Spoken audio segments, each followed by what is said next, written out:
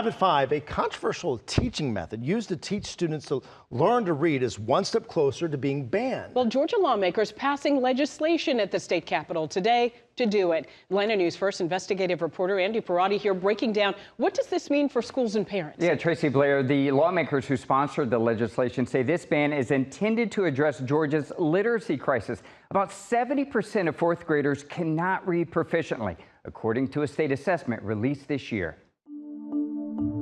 What lawmakers banned is something called 3-cueing. It's a method where kids only sample the letters and the words in the text, relying mostly on prediction and context for comprehension, often using pictures on the page to cue young readers to learn words. Some experts believe cueing doesn't put enough emphasis on phonics or sounding out words. It does not ban the use of picture books or pictures. Georgia State Representative Bethany Ballard and State Senator Rashawn Kemp authored the legislation.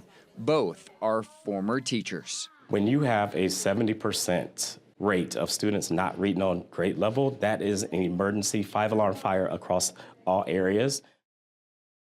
States have banned 3-cueing so far. The legislation also removes controversial reading intervention programs called Reading Recovery. The bill now awaits the governor's signature. For more on reading recovery, go to this story on AtlantaNewsFirst.com.